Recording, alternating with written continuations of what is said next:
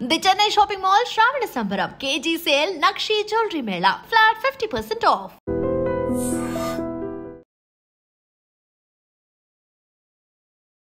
నమస్కారం, welcome to I dream. ధర్మ మార్గం విత్ విజిత కార్యక్రమానికి స్వాగతం.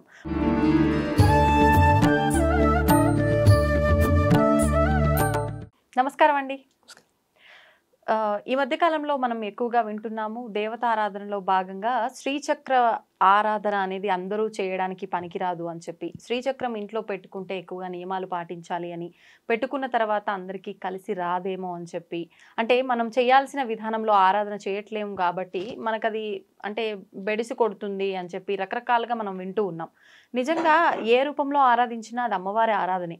నిజంగా ఇలాంటి దుష్ఫలితాలన్నీ వస్తాయంటారా? శ్రీచక్రం ఇంట్లో పెట్టుకుంటే అందరూ ఆరాధించకూడదంటారా? ఇంకో మాట చెప్పమంటారా? మీరు శ్రీచక్రం అన్నారు కదా, మీ శరీరమే శ్రీచక్రం, అటు బయటికి వెళ్ళిపోండి ఇంట్లోంచి. అంతే అంటారు.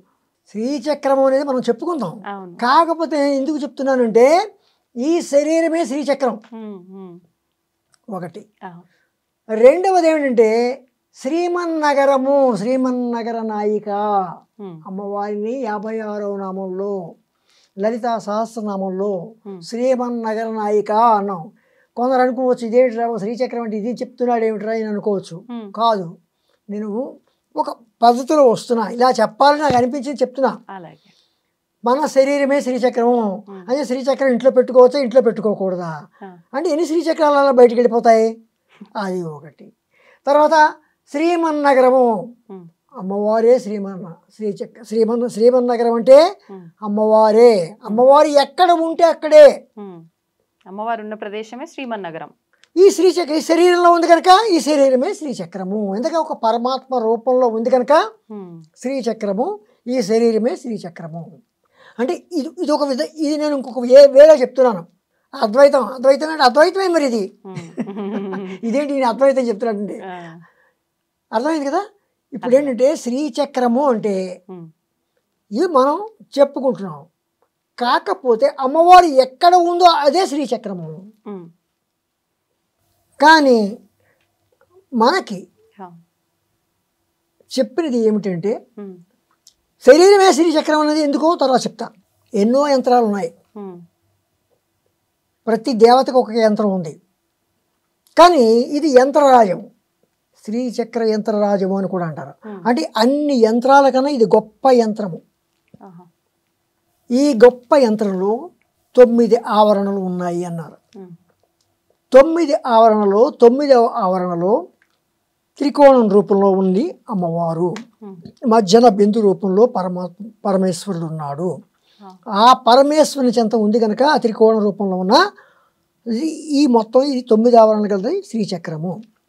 ఈ శ్రీచక్రాన్ని మామూలుగా మేరు ప్రస్థారము అని ఒకటి ఉంది, భూప్రస్థారం, మేరు ప్రస్థారం. భూప్రస్థారం అంటే ఏంటి? మామూలుగా ఒక ప్రింట్, ఒక రేఖాచిత్రం. ఆ రేఖాచిత్రం అదేమిటి? 5 త్రిభుజాలు నిమ్నంగాను, 4 త్రిభుజాలు ఊర్ధ్వంగాను ఉంటాయి. అంటే ఏంటి? పరమాత్మ అంటే పరమేశ్వరుడు, పరమేశ్వరి, శివశక్తి ఐక్యమైనది శ్రీచక్రం. ఇందులో అమ్మవారి జ్యోతి స్వరూపంగా ఉంటే శ్రీచక్రంలో గల ఆవరణలో ఒక్కొక్క ఆవరణలోనూ యోగిని దేవతలు ఉన్నారు. ఆ చక్రేశ్వరి కూడా, ఆ ఆవరణలకు ఒక్కొక్క చక్రేశ్వరి కూడా ఉంటారు. మధ్యలో బిందువు దగ్గర పరమేశ్వరుడు, పరమేశ్వరి ఉంటారు. ఆ త్రికోణము అమ్మవారు ఉండేది త్రికోణము. ఇది శ్రీచక్రం. దీని మేరు ప్రస్థారం, భూప్రస్థారం 2 రకాలుగా ఉన్నాయి. భూప్రస్థారం అంటే మనం అనుకున్నామంటే ఇందులో ఇక్కడ ఖడ్గమాలలో మనం ఈ శ్రీచక్రాన్ని 9 ఆవరణలుగా చెప్పుకుంటాం. 9 ఆవరణలోనూ మొదటిది భూప్రస్థారం. భూప్రస్థారం అంటే భూపురం 1, భూపురం 2, భూప్రస్థారం కాదు, త్రైలోక్య మోహన చక్రం. భూప్రస్థారం అది భూపురం 1, భూపురం 2, భూపురం 3 అన్నాం. తర్వాత సర్వాస పరిపూర్ణ చక్రం అన్నాం. ఇలాగ 9 ఆవరణలో ఒక్కొక్క ఆవరణ పేరు చెప్పుకుంటూ వస్తున్నాం. ఒక్కొక్క ఆవరణలోనూ ఒక్కొక్క యోగిని దేవత ఉంటుంది, ఒక్కొక్క చక్రేశ్వరి ఉంటుంది. అది ఎందుకు అంటే నవావరణ పూజ చేసుకున్నప్పుడు ఆ రకంగాను ఖడ్గమాల దీంట్లో ఇంతకుముందు ఒకసారి ఖడ్గమాల గురించి మనం చెప్పుకున్నాం. ఆ ఖడ్గమాల స్తోత్రం కానీ ఖడ్గమాలని మనం చూస్తూ స్తోత్రం చేయడం కానీ ఇలా చేసేటప్పుడు మనకి ఇక్కడ ప్రతి ఆవరణకు యోగిని దేవతలు చక్రేశ్వరి అని చెప్తూ ఉన్నాం. ఇవన్నీ కూడా అమ్మవారి యొక్క కిరణాలు మాత్రమే. అమ్మవారి జ్యోతిష్ ఒక దీపం వెలిగిస్తే ఆ కిరణాలు ఎలాగైతే ప్రసరిస్తాయో ఈ యోగిని దేవతలు చక్రేశ్వరి వీళ్ళందరూ కూడా ప్రసరించిన అమ్మవారి యొక్క కిరణములు. అమ్మవారిని వెతుక్కుంటూ ఎలా వెళుతున్నాం మనం? ప్రథమ ఆవరణ అదేమిటి త్రైలోక్య మోహన చక్రం నుంచి మనం వెళుతున్నాం. కానీ అమ్మవారిని తెలుసున్న వాళ్ళు ఎక్కడ వెళ్తారు? అమ్మవారి దగ్గర నుంచి బయటకు వస్తారు. శ్రీచక్రం అంటే అది. అయితే ఈ శ్రీచక్రం మన శరీరమే అని ఎలా చెప్పగలిచామంటే అమ్మవారే శ్రీచక్రాన్ని నిర్మించేటప్పుడు మన శరీరంలో షట్చక్రాలు ఉన్నాయి. షట్చక్రాలు ఎక్కడ ఉన్నాయి? గుండె దగ్గర ఉందా, పేగుల్లో ఉన్నాయా అని మెడికల్ స్టూడెంట్లా మాత్రం అనకండి. అమ్మవారు మూలాధారం దగ్గర ఒక ఆవరణ త్రైలోక్య మోహన చక్రము, ఆ తర్వాత సర్వాస పరిపూరక చక్రం స్వాదిష్టాన చక్రం, ఆ తర్వాత మణిపూరం అదొక ఆవరణ, తర్వాత అనాహత చక్రం, విశుద్ధి ఇక్కడ 6 చక్రాలు పూర్తయ్యాయి, 6 ఆవరణలు అయ్యాయి. ఆజ్ఞాచక్రం 7వ ఆవరణ, ఆజ్ఞాచక్రంతో 6 ఆవరణలు అయ్యాయి. ఇక్కడ 6 ఆవరణలు ఇక్కడి నుంచి ద్వాదశాంతము, బ్రహ్మరంధ్రము, సహస్రారము, ఈ 3 ఇవి 6. ఇక్కడ మూలాధారము, స్వాదిష్టానము, మణిపూరము, అనాహతము, విశుద్ధి, ఆజ్ఞ, తర్వాత ద్వాదశాంతము, తర్వాత బ్రహ్మరంధ్రం, మూలాధారము. ఇవి 9 అమ్మవారే సృష్టించింది. శ్రీచక్రాన్ని తన యొక్క శరీరం ఈ భాగాలతోటి శ్రీచక్రాన్ని నిర్మించింది. అది శ్రీచక్రం. కనుక మనం ఇలాగా కూర్చుంటే ఒక పిరమిడ్ ఆకారంలో కూర్చుంటే మన శరీరమే ఒక శ్రీచక్రము. కనుక శ్రీచక్రం అంటే మనమే. మీకు అర్థమైంది కదండి?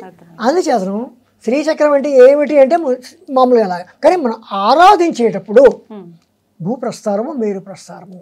మేరు ప్రస్థారం ఏంటంటే ఇలాగా 3D ఫార్మాట్లో ఉంటుంది. అంటే ఒక గుడి గోపురం, ఒక గోపురంలో ఉండి ఒక ఆవరణ పై నుండి చివరిలో బిందువు ఉంటుంది. ఇవి 9. పైన బిందువులో అమ్మవారు అయ్యవారు ఉంటుంటారు. ఆ త్రికోణమే అమ్మవారి యొక్క స్వరూపము. అది మరి అయితే ఇప్పుడు మనం ఆ మేరు పర్వతం లాగా ఉన్నదాన్ని ఆరాధించాలా?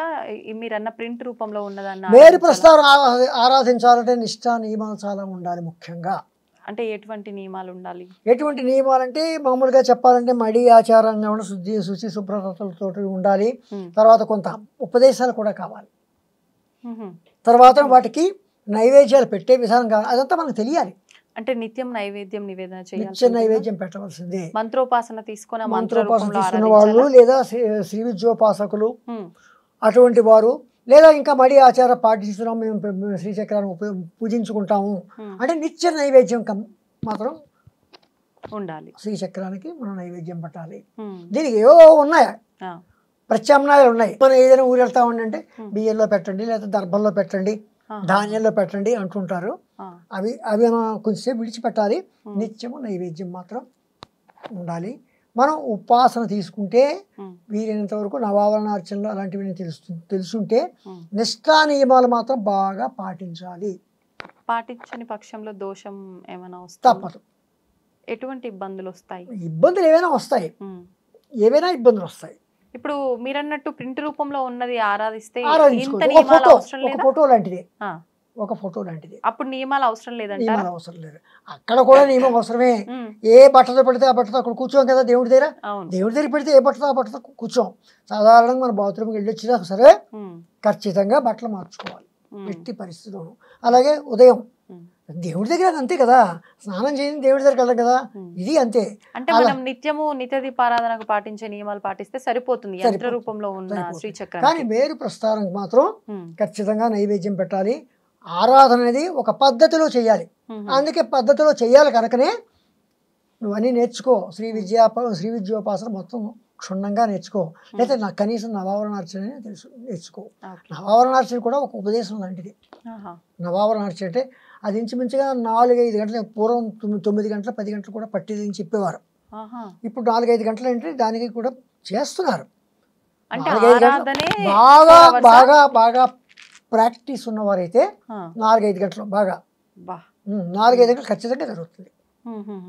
చాలా ఇష్టాన్ని అక్కడ కూడా దృష్టి మన ఇటు అటు మనం చెప్పకూడదు.